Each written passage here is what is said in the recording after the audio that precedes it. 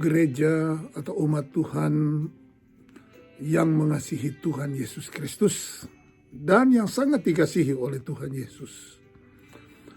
Beberapa waktu yang lalu kita telah mempelajari tentang pertandingan iman, pertandingan atau perlombaan iman.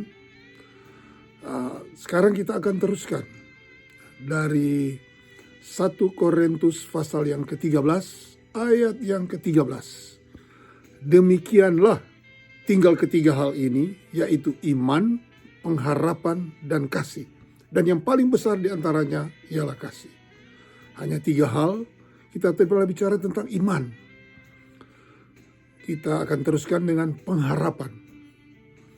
Iman kita telah pelajari dari Roma 1 ayat 17. Sebab di dalamnya nyata kebenaran Allah yang bertolak dari iman dan memimpin kepada iman, seperti ada tertulis orang benar akan hidup oleh iman. Kita percaya, kita telah pelajari bahwa kita bertolak dari iman waktu kita percaya, waktu kita bertobat. Tapi kita bukan berhenti di situ. Setiap hari kita akan hidup oleh iman. Seperti pahlawan-pahlawan, the hero of faith dari Ibrani pasal 11. Dan iman kita ini terus akan disempurnakan. Kita telah pelajari. Sehingga kita mendapat iman yang sempurna. Atau iman yang dewasa di dalam Tuhan Yesus. Siapa yang menyempurnakan iman kita? Yaitu hanya Tuhan Yesus. Nah, 1 Korintus 13 ayat 13 dia katakan tinggal ketiga hal, yaitu iman, pengharapan, dan kasih. Topik sekarang kita bicara soal pengharapan. Kalau pengharapan itu selamanya bicara soal yang akan datang. Di 1 Tesalonika pasal yang pertama ayat yang ketiga dikatakan, sebab kami selalu mengingat pekerjaan imanmu. Kita tahu iman tanpa perbuatan adalah sia-sia atau kosong atau mati. Jadi iman, pekerjaan imanmu, dan usaha kasihmu, dan ketekunan pengharapan kepada Tuhan kita Yesus Kristus di hadapan Allah Bapa kita. Jadi di dalam pengharapan, kita percaya kita ada pengharapan yang indah di depan kita. Ya, itu harus tekun. Kalau bahasa Inggrisnya disebut begini. Remembering without ceasing your work of faith. Pekerjaan iman. Labor of love. Nah, yang ketiga, the patience, kesabaran of hope in our Lord Jesus. Karena kalau pengharapan ini bicara soal yang akan datang. Jadi perlu sabar. Tapi sangat berhubungan dengan iman. Tanpa iman ini kita nggak bisa dalam pengharapan ini. Nah, kita baca terus ayatnya. Ibrani 11 ayat 1 dikatakan, iman adalah dasar dari segala sesuatu yang kita harapkan. Dan bukti ya segala sesuatu yang kita lihat. Jadi iman adalah dasar dari segala sesuatu yang kita harap. Kita ikut Tuhan ini, kita ada pengharapan. Dan pengharapan ini kalau saudara dibukakan oleh Tuhan, pengharapan yang sangat indah. Pengharapan yang hebat. Sehingga kalau bahasa dari Amplified dikatakan, now faith is assurance, title deed, confirmation of thing hoped for, divinely guaranteed. Oh, pengharapan kita ini adalah suatu kepastian. Suatu jaminan atau suatu surat bukti dari hal-hal yang kita harapkan atau jaminan ilahi. Ada jaminan ilahi, jaminan daripada Tuhan di dalam pengharapan kita.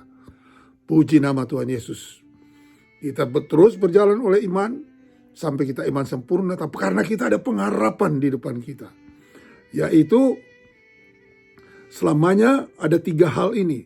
Dari Kolose 1 ayat 4 dan 5 dikatakan, karena kami telah mendengar tentang imanmu dalam Kristus Yesus, tentang kasihmu terhadap semua orang. Iman, kasih. Dan ayat 5, oleh karena pengharapan yang disediakan bagi kamu di sorga. Tentang pengharapan itu telah lebih dahulu kamu dengar dari firman kebenaran, yaitu Injil.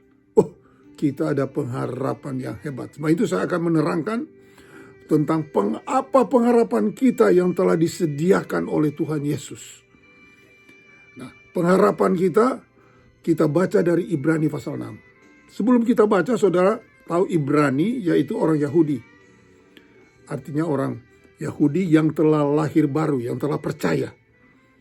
Jadi kitab Ibrani ditulis kepada orang-orang Kristen turunan Yahudi. Jadi mereka tahu adat istiadat mereka sebelumnya. Nah, di Ibrani pasal yang ke-6 ayat 13 dikatakan begini. Sebab ketika Allah memberikan janjinya kepada Abraham, dia bersumpah demi dirinya sendiri, karena tidak ada orang yang lebih tinggi daripadanya. Nah, ada janji, karena ada janji Tuhan, ada pengharapan.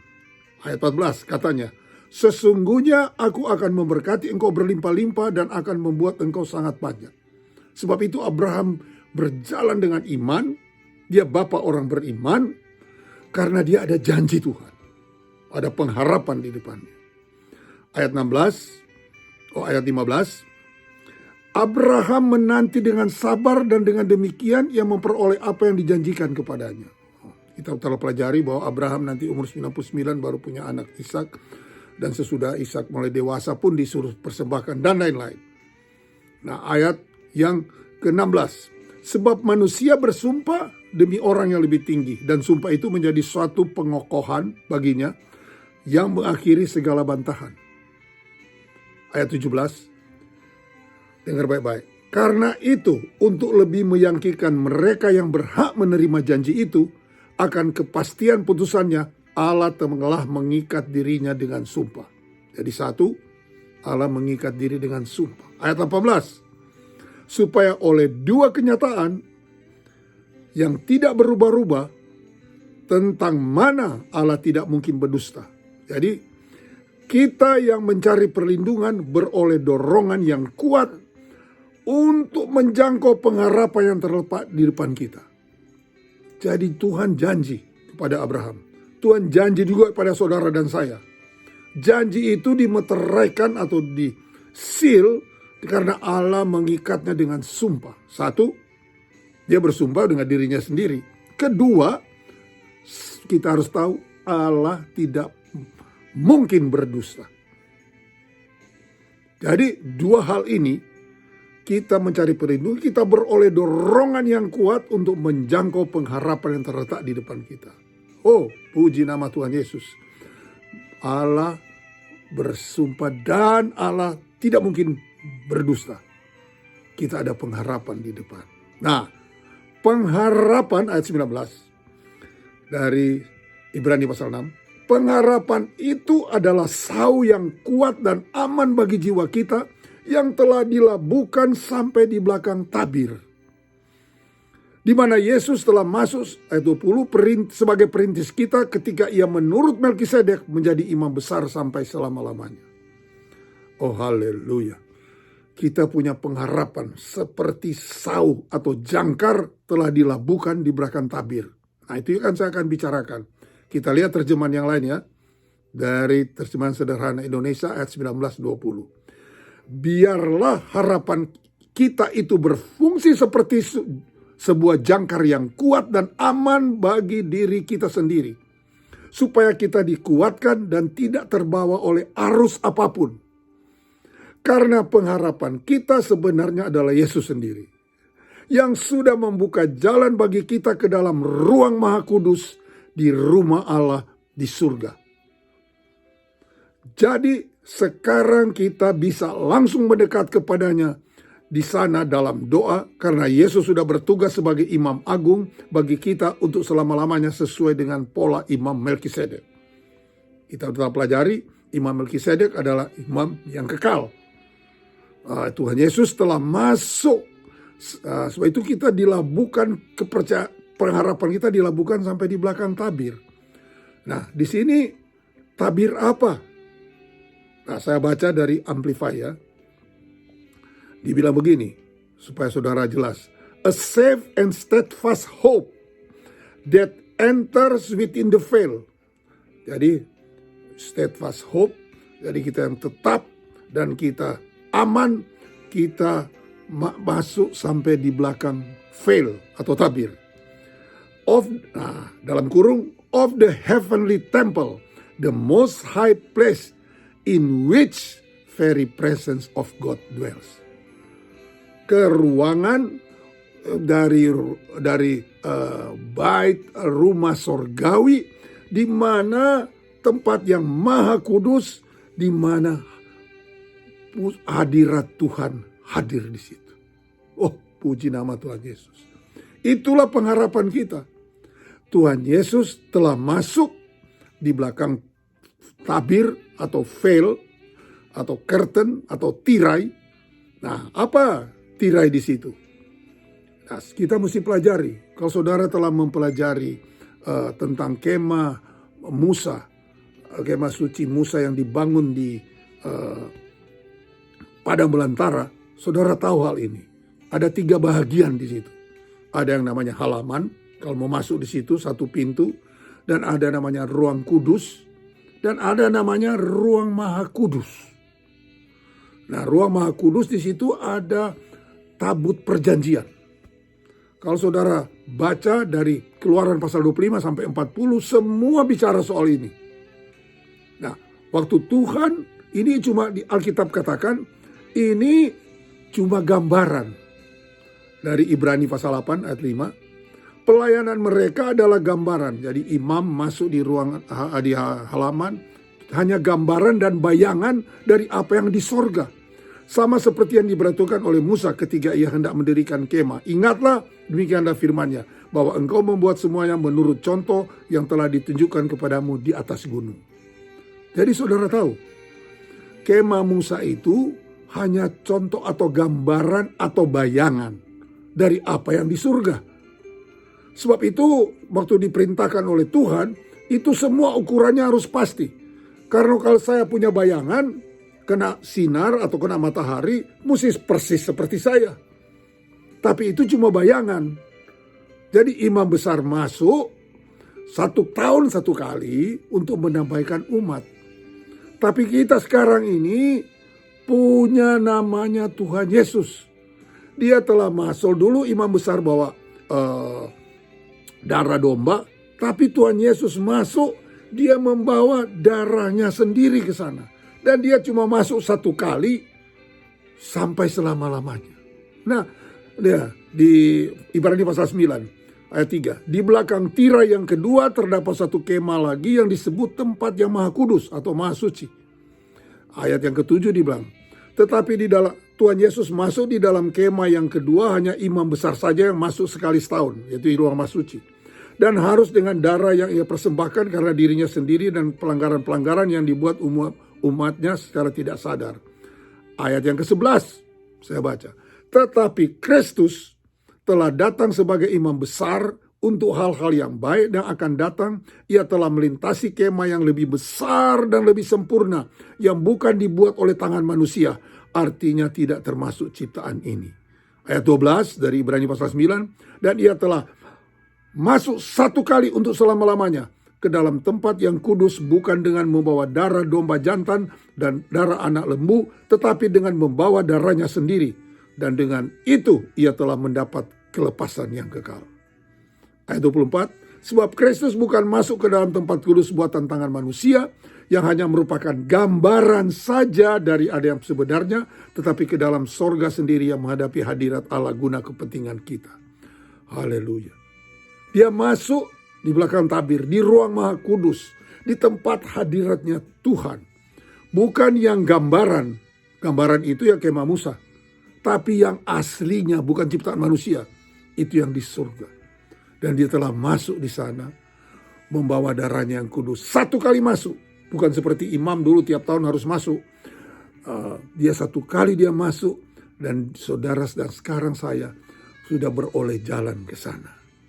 Dia masuk 1 kali. 1 sekali aja dia masuk ke sana. Nah, sebab itu tirai ini sebelumnya hanya masuk di Roma Kudus cuma ada imam besar 1 tahun sekali. Tapi waktu Tuhan Yesus mati, baca Matius pasal 26. Ayat yang ke-50, 51. Matius 26, 51.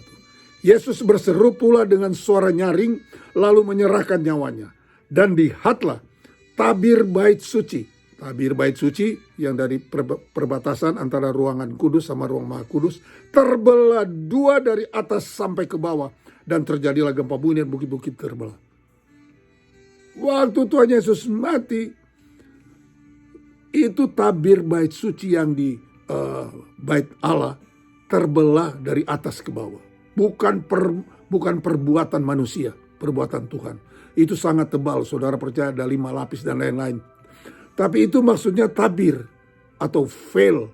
Jadi dia iman kita taruh di belakang tirai atau tabir itu. Yaitu di mana Tuhan Yesus telah masuk. Itu pengharapan saudara dan saya. Hadirat Tuhan yang maha kudus. Yaitu kalau di Musa, waktu Musa di padang belantara, itu tiap hari kalau siang ada namanya tiang awan. Itu keluar dari ruang maha suci. Sehingga mereka ada AC. Kalau malam ada tiang api. Itu mereka ada heater, ada pemanas. Itu kemuliaan Tuhan atau hadiratnya Tuhan. Itu cuma bayangan. Tapi Tuhan Yesus telah masuk satu kali membawa darahnya yang kudus untuk saudara dan untuk saya. Sebab itu Ibrani pasal 6 dikatakan pengharapan kita harus seperti jangkar yang telah sau, yang telah dilabuhkan sampai di belakang tabir. Di tempat maha kudus. Itulah pengharapan saudara dan saya. Kada iman itu pengharapan kita di surga. Yang bukan buatan manusia. Tapi buatannya daripada Tuhan. Yang kekal. Yang di dunia ini cuma gambaran.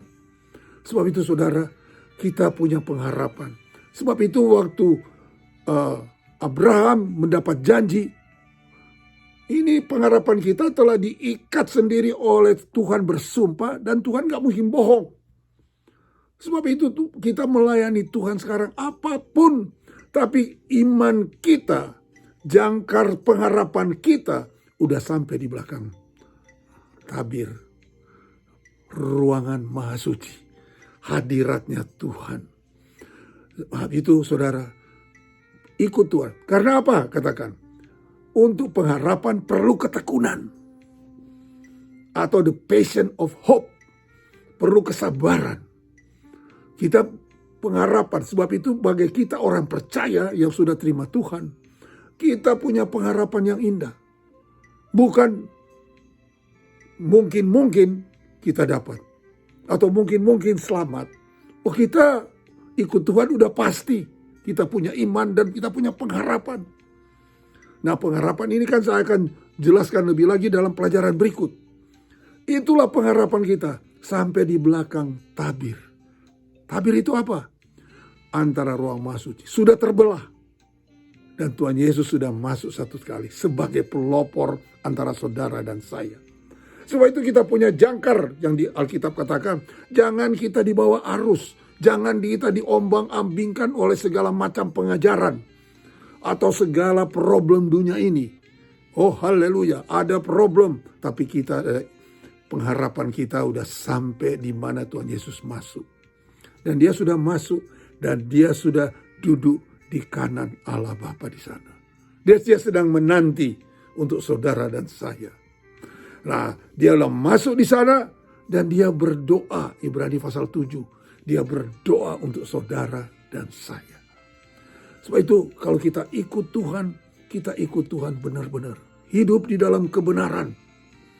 Supaya kita dirubah, kita baru pelajari dari satu kemuliaan kepada kemuliaan yang lebih besar. From glory to greater glory. Sebab saya mau menguatkan saudara, mau encourage. Ikut Tuhan terus. Pengharapan orang yang lain yang tidak ada Tuhan Yesus meninggal, tidak ada pengharapan. Dia bilang syukur-syukur kalau masuk surga. Oh kita bukan syukur. Tuhan udah berjanji. Dan Tuhan udah bersumpah. Dan Tuhan tidak mungkin bohong. Sebab itu pengharapan kita masa depan kita kasih di dalam tangan Tuhan. Selamat melayani Tuhan. Makin bergaul dengan Tuhan. makin bergaul lebih dalam lagi dengan Tuhan, makin bersekutu di dalam doa, bersekutu di dalam firman, supaya apapun yang terjadi, jangkar pengharapan kita ini jangan tergoyahkan. Amin. Tuhan Yesus memberkati.